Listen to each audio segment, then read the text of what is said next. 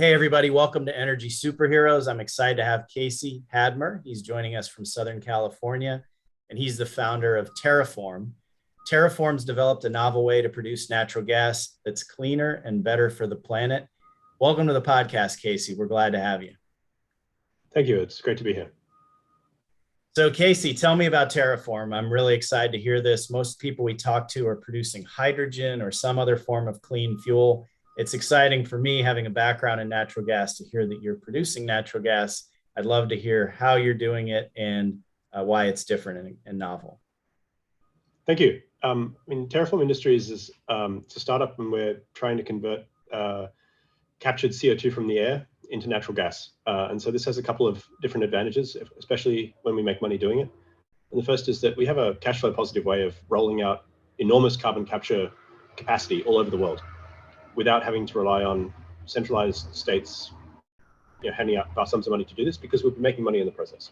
The second is that the fuel is backwards compatible with existing distribution infrastructure and usage modalities. And of course, we expect to see continuing displacement of some uses of natural gas and fuel with electricity, heat pumps, that kind of stuff. That's all great. Electric cars, that's great. But there's still an enormous kind of existing usage base of all kinds of hydrocarbons that frankly are difficult to displace. And if the key thing is turning down the flow of fossil carbon, that is carbon that came from underground into the atmosphere, into the ocean. We've got to kind of cut that off at the source. And the way we do that is we can build machinery that is cheaper to operate and higher productivity than a natural gas fracked well or a pipeline from some distant country that you may or may not be friends with. And we can do it right in your backyard. And anytime you have enough power, you basically filter the CO2 right out of the air, and at the same time also taking out various pollutants and other nasties you don't want in there, and then just apply copious quantities of electricity to turn that CO2 back into methane. It sounds really exciting. If you can turn CO2 back into natural gas, definitely an application for that. Could you tell me about your team? Who have you brought on board to help you execute on this? Yeah, I'm super excited that a lot of the kind of really smart people that I've met over the years when I was at Caltech, or more recently, I was working at a startup called Hyperloop that was doing magnetic levitation. And I also worked at JPL for a few years. And so I'm just kind of very lucky to have this kind of very rich, collegiate kind of background, I guess, of super smart people. And I think as of now, I think 4 or 5 or 6 people have kind of signed on full time. I guess depends on like when they sign versus when they actually start. But I've got a good friend of mine, Ryan Okerson, is moving down from Seattle next week, where he was working on Starlink, and he's going to be heading up the mechanical engineering part of the company. And then Dr. Stephanie Coronel was a colleague of mine at Caltech who's come on board as a technical co-lead. And then David Smythe, who's probably greatest claim to fame is writing software for the Mars rovers, although he also wrote software for the space shuttle and for the SR-71, is kind of running the business side of the operation right now. So it's a super fun team to work with. No, that sounds like a really exciting team. In the end, you're trying to solve a big problem, so the execution is really going to be where the rubber meets the road. It sounds like you've got a great team. Let's get into your personal background. You said you were at Caltech. Can you talk your background? What brought you to Caltech? What do you love to do? Yeah, I'm a physicist by training, and like a lot of my colleagues, basically, found ourselves in high school just being incredibly intellectually curious and just wanting to climb the biggest intellectual mountain available. And at the time, I did a lot of pure math and a lot of applied math, and I did a lot of theoretical physics. I even did some experimental physics, and then over time, basically, I worked a lot in optics. I worked a fair bit in chemistry actually back in the day, and then I came to Caltech and I studied gravitational waves at Caltech, which kind of coincided with the effort to detect gravitational waves there. That was first done in 2015 and subsequently led to a Nobel Prize. Not my Nobel Prize, sadly, but a very worthy team there basically shared credit for that.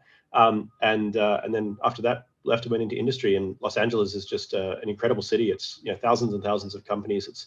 It's the world center of 2 enormous industries, both the entertainment industry and also aerospace industry. No, that's fantastic. Aerospace is big. We've got a lot of aerospace down here in Jupiter as well, with Pratt Whitney being here, and a big focus on natural gas. So it is very exciting that you guys are focused there. What would you say is a word that really describes you well, that describes why you're going to be able to get this done? Well, our approach with this is to not try and build an incredibly shiny widget that only us and a team of handpicked PhDs know how to build. I mean, there's technical work to be done, right? But we're hoping by the end of this year we'll have a technical prototype that kind of we can show to people, and it exists and it works and it's provable and it uses generic materials. And then really we'll be encouraging our competitors and collaborators the world over to be copying what we're doing as quickly as possible. Because at the end of the day, the overarching goal is to turn off that tap of carbon from the crust into the atmosphere as quickly as possible, and that's going to require tens of thousands of clever people all over the world basically working on it in parallel. And so because the industry is poised to grow by such a huge factor, it doesn't really make any sense for us to worry too much about trying to exclude competitors. That's my belief anyway, especially given that many of those competitors will be overseas and they'll have zero interest in upholding US IP law. So we may as well help them and help us all solve this problem as quickly as possible. And if in 5 or 10 years' time, I've got Chinese and European suppliers who want to sell me subcomponents for my system more cheaply than I can be bothered making them in my own factory, great. The more the merrier. We just need to roll these machines out as quickly as we possibly can all over the world. That sounds exciting. You're reminding me of Elon a little bit. So you said you worked at the Hyperloop One business? That's right, yeah. But Elon was not directly involved in that. So Right. just to be clear, Yeah. yeah. But I believe that he made the Hyperloop IP available to all in a similar fashion. Are you guys going to follow that type of a model for your IP? I think it'd be more compelling if we actually have like functioning prototype hardware. And also like what we're trying to do is, Hyperloop is almost the polar opposite in that it's a set of like 10 incredibly sophisticated systems that all have to be tightly integrated and work flawlessly. It's a little bit like a supersonic jet or something like that. It's really, there's no room for amateur hour. You can only bake them in one tightly integrated factory with really complex systems.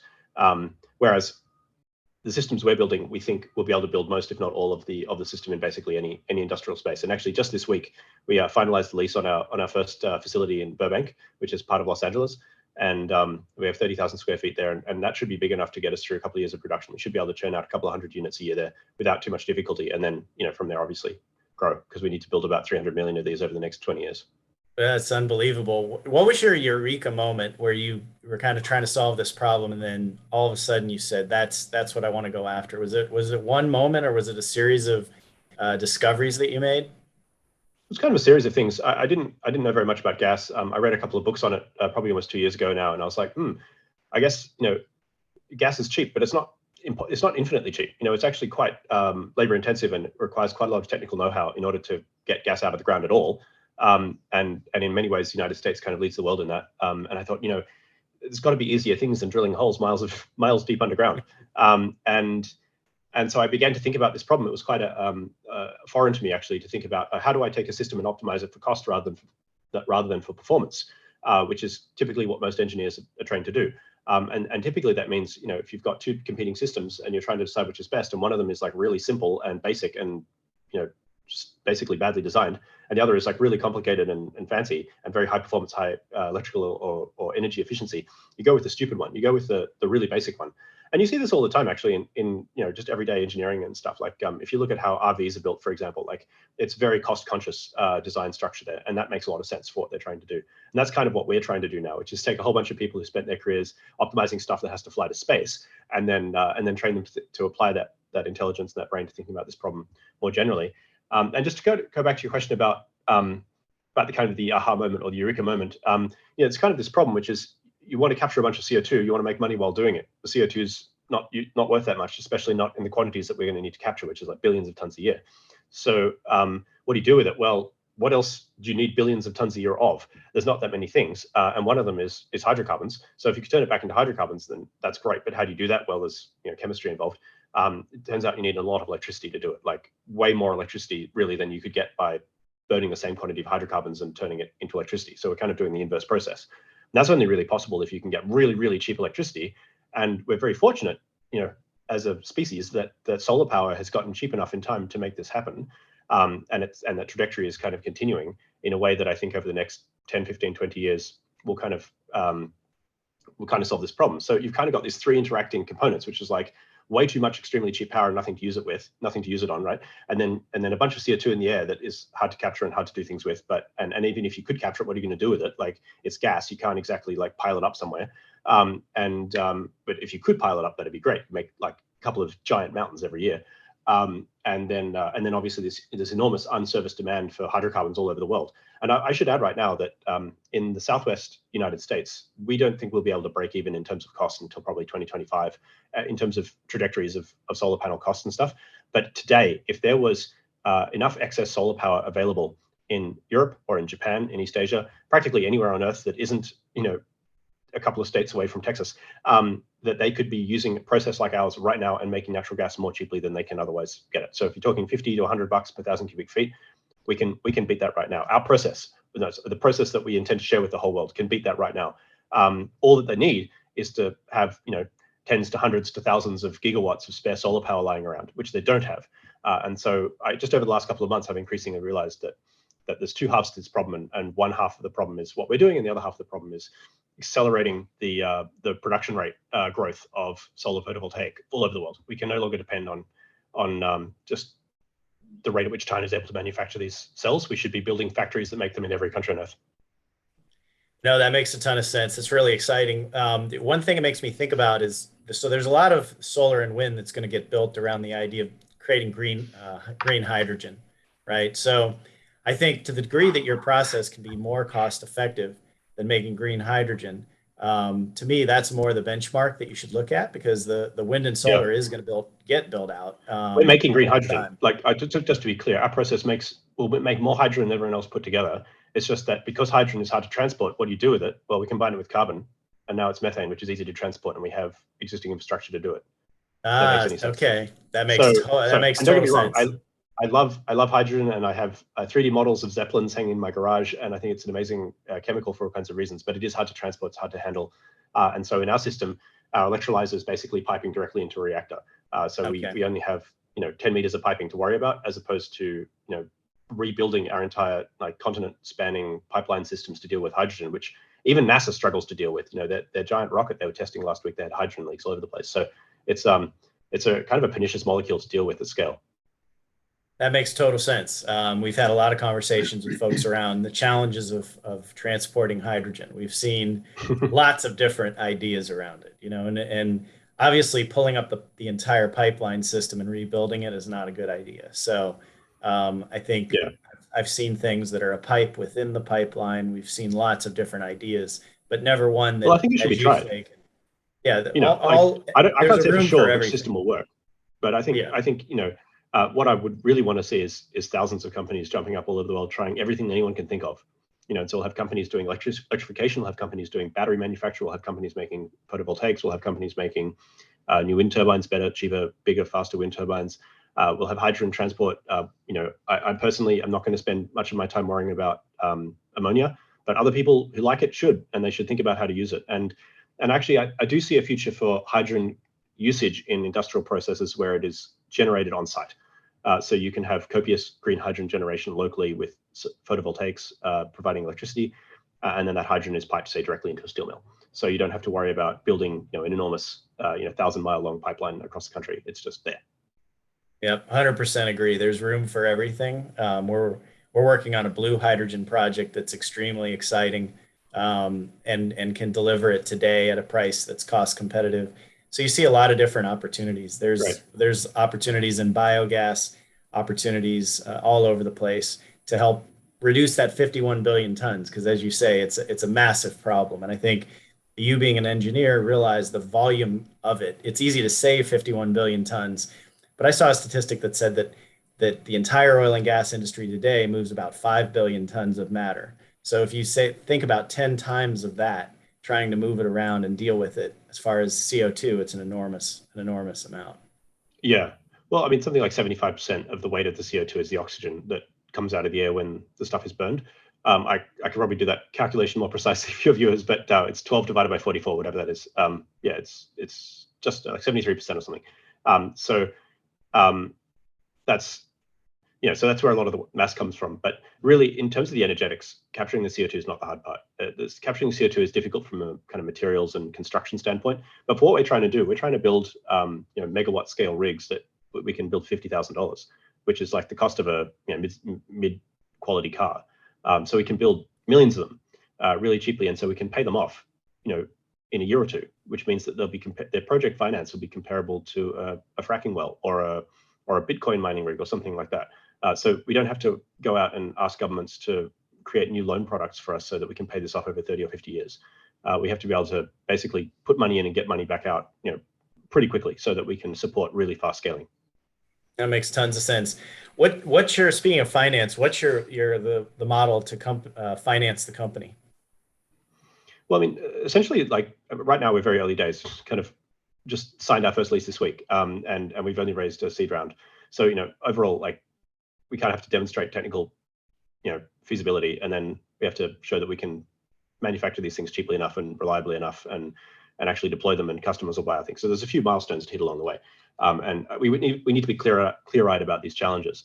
But long term, I mean, I would imagine that Terraform will be producing natural gas and selling that directly, but we'll also be producing the machinery that produces natural gas and selling those, and we'll also be selling finance products to help people purchase those things, and we'll be selling maintenance services, kind of everything kind of in that general ballpark. So there's kind of a whole set of kind of different levels of this thing, and ultimately we may be selling the factories that produce the machinery that ultimately produces the gas, because at the end of the day, like if you want to grow as quickly as possible, you need to jump up a few levels of abstraction to kind of make that happen as quickly as possible. If I have to sit there personally, like wiring together systems, there's a fundamental limit to how fast we can build this.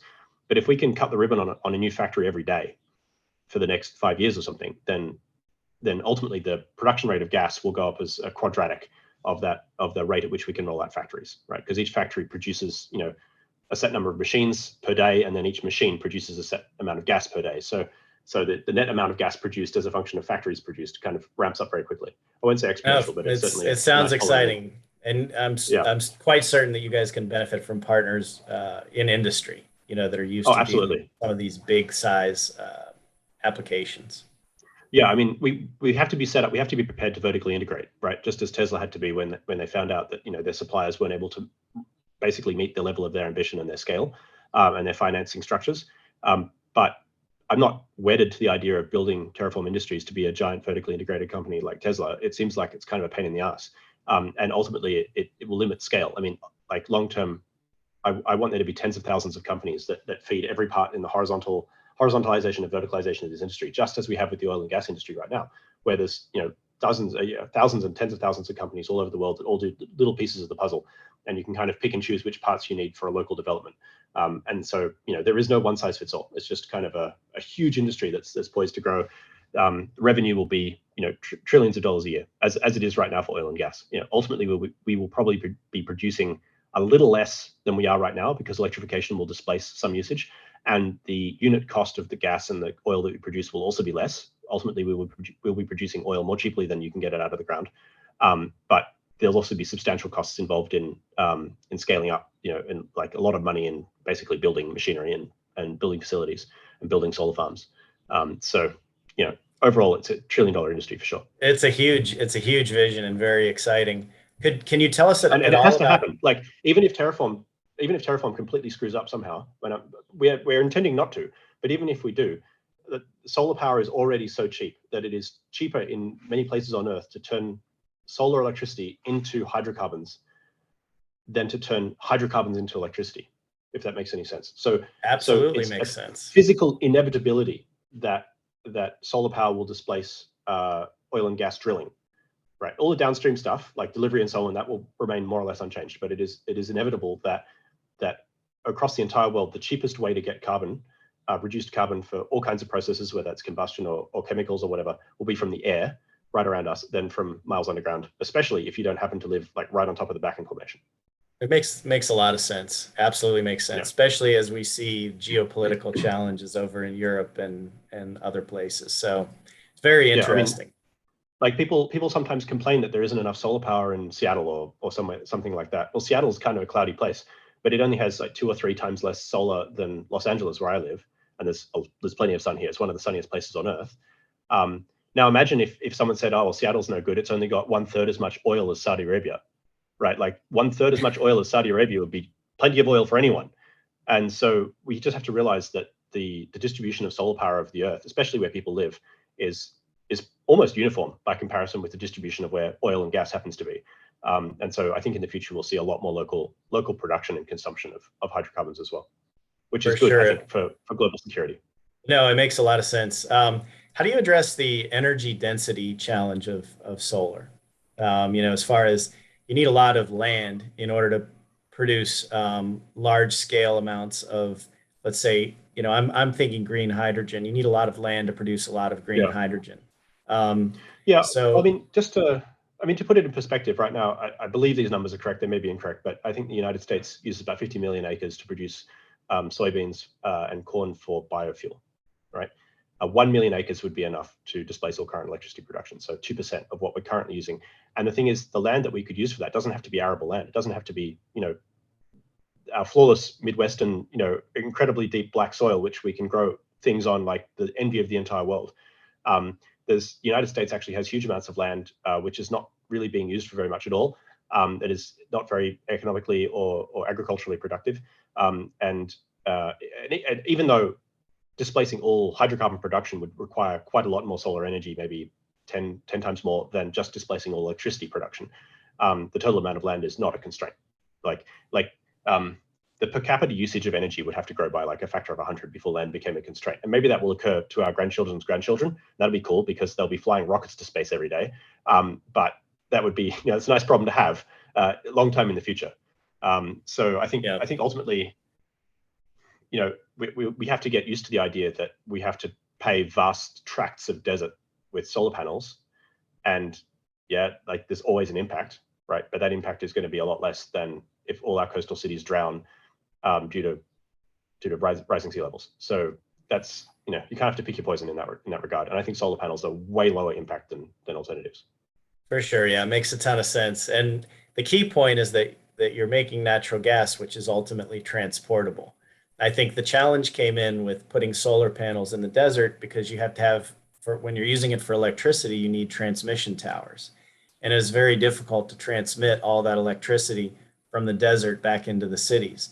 But when you have natural gas and you can transport it, it makes it a lot easier to put massive world scale solar farms out in the desert because you can move a fuel like natural gas, whereas it's more challenging to build out new transmission capacity to move electricity. Yeah, I think we'll need a balance of that. I mean, on the electricity front, I've got a blog about this, which people can look up. It's called the Unstoppable Battery Onslaught, but it basically points out that we're production limited as far as battery deployment goes for the foreseeable future, because no matter how many batteries you put on the grid, you can always make money doing it. It's kind of bananas. It's like Superman going to a casino and like using his laser eyes to see through the cards. Like, can cheat completely, and there's nothing anyone can do about it. And so, in terms of like the exact dynamics of demand, but I think long term we'll see much reduced demand for extremely long distance power transmission. So I think like the very large integrated grids and very high capacity transmission lines, both oil, gas, and electricity that kind of span continents, will go away because we'll have more robust local storage of power for diurnal or even a couple of days storage. And then on the solar front, solar will be so cheap that we will just overproduce. We'll have enough solar panels out there that we can produce enough power on a cloudy winter day. Then in summer, of course, power will be incredibly cheap. So like even cheaper than it already is, which will come in handy if we have seasonal demand for power for things like aluminium smelting, or in summer we want to desalinate a whole bunch of water and use it to irrigate crops which are no longer being fed by glacially fed rivers because the glaciers have melted. Things like this. But I'm talking kind of 2040s plus at this point. But just kind of long term, I wouldn't be personally betting my own money on long distance power transmission. Yeah, or gas or oil transmission for that matter. Yeah, I think your vision is smart. Can you talk at all about your investors, the guys that invested in your seed round? I'd love to. Yeah, we're super proud to say that I happen to know Patrick Collison personally, who's one of our investors, Annette Freeman, by my wife originally. And for your listeners who don't know, Patrick Collison's a co-founder of Stripe, which is an internet payments processing company. And their mission is somewhat aligned with ours, which in that it's to increase the GDP of the internet, and basically to realize that as you bring communities of potential entrepreneurs into our modern economy, you can do so via the internet more efficiently than you could in the past. And I think their track record kind of speaks to the success of that vision. And so I made the mistake, as a joke, but I made the mistake of mentioning to Patrick and a few other friends that I was working on this more than a year ago. and Patrick very generously offered to underwrite some of the costs that I was incurring just in my own garage on my own time and money, just buying machinery and running tests and things. And he said, yeah, all I want in return is just keep me up to date. Like every month, send me an update, note of what you've been doing or something. And I think maybe his strategy was to like encourage me to convince myself that it was worthwhile quitting my comfortable job at JPL working on spacecraft, which is kind of a lifelong passion of mine, to actually make this happen in the real world. And then once I said I was going to do that, then he and a couple of his friends got together, including Nat Friedman, who was formerly the CEO of GitHub, and wrote me a $5 million check, which like in the world of VC, $5 million is not a huge amount of money. But if you add up like what my salary would have been for the rest of my career, it's about $5 million. So it's like, it's kind of crazy to have someone be like, here you go. And obviously, like, I'm not, using that to fund, silliness. Like we need to be fiscally efficient. That's the whole point of our business. Like what Terraform is trying to do is actually extremely high productivity, low margin material manufacturing of stuff, which is, really frankly very unsexy. It doesn't really have the ability to get extremely huge and profitable like say Google or Netflix or something like that, because there's no ability to kind of do this, one person writes a piece of code and then 100 million people use it kind of thing. But we can still, I think, exploit a lot of the lessons of Silicon Valley and in terms of how we go about solving this problem. So it's an exciting time, and you're seeing more and more Silicon Valley entrepreneurs come into the energy industry. I kind of did it backwards. I think right now we're entrepreneur limited. Like it seems to me that there's more money than founders right now. So if you are a person listening to this, or someone who's interested in this, like I'd be happy to talk to them. Like let's get some ideas going. As I said, I think there are hundreds of business models out there that need to be explored that really aren't being right now. In particularly in solar PV manufacturing, that's what I'm worrying about this week, but also in synthetic fuel manufacturing. And there's a handful of startups which are working on it right now. But as I said, the industry is going to be big enough to support 10,000 companies. So like, let's get to work. Yeah, I would say we're entrepreneur limited and project execution limited. Because as you mentioned with Google, there's a large there's a challenge in going from a line of with Google you can go from a line of code to a scalable business, but all this stuff is physical. So it takes more time to identify, site, and execute on projects. And so there's that component of the intellectual side and then the project side. And I'm very interested in looking on financing structures that accommodate both sides because it is different from the pure traditional venture capital model. You have to have this sort of fund the IP approach and then also fund the projects approach. Yeah, absolutely. Yeah. So, well, Casey, this has been fantastic. Before you go, are you reading any books? Is there anybody that you look up to that inspires you, or are you just sort of head down in the science at this point? I mean, I try and read a lot of books. I tend to go in spurts where I'll read like 20 books in a row and then I'll write 20 blogs in a row or something. It seems to use the same part of my brain and I can't do both at once. But just recently I finished reading a book called The Alchemy of Air, which is a very nicely written kind of historical retelling of the history of nitrogen fixation, which was developed primarily in Germany prior to the First World War and then expanded and complexified up into and through the Second World War. And it's like all history, and particularly in this case, it's kind of complex because a lot of the key characters were involved in also developing chemical weapons, and may or may not have been members of the Nazi regime, and there's all kinds of complications there. But on the technical side, they did work out how to go about making chemicals that are essential for fertilizers and also explosives that Germany and frankly most of the world that did not have like a huge navy was unable to get access to. Because the main source for this was in Chile and islands off the coast of Chile, just where like people used to mine it, right? And prior to that point, prior to this being developed, I think the carrying capacity of the Earth would have been about 3 billion people. So right now, like more than half of the world's population is supported by agriculture, which is supported by artificial nitrogen fixation, which at the time was built in these absolutely colossal plants. That they kind of still exist in Germany, covering like 5 or 10 square miles, like just enormous chemical plants, and they were fed primarily with coal, which is what Germany's default source of cheap energy was at the time. And what we're trying to do is, kind of on a similar scale. Ultimately, we're skipping the chemical weapons and we were skipping the genocides, but ultimately we're trying to find ways of taking chemicals that are in the air, that are freely available anywhere on Earth in abundant concentrations, and turning them into more useful forms of energy to help people avoid scarcity and avoid starvation and discomfort from a lack of available energy, and at the same time also provide a real world mechanism that can stabilize the atmospheric CO2 concentration and the level of greenhouse heating in our atmosphere, which is super important if we don't want to find large swaths of the Earth's surface to be unlivable in our lifetimes. So it's kind of a mixed bag there, but it's been done before, and even today, there's nitrogen plants all over the world that do this, and it's super important for agriculture. That's super exciting. The Alchemy of Air. You guys should check it out. Thomas Morris, I think, is the author, but I don't quote me on that. Hit Amazon, and we're not sponsored by anybody, so that's a free recommendation with no qualifications on it. We're excited to have Casey Handmer here today. He's from Terraform. They have come up with a novel way to produce natural gas that's cleaner and it's better for the planet. It's a revolutionary approach. I think you're going to hear a lot more from Casey in the future. It's been exciting having you on Energy Superheroes, Casey, and look forward to following up and checking how the company's doing down the road.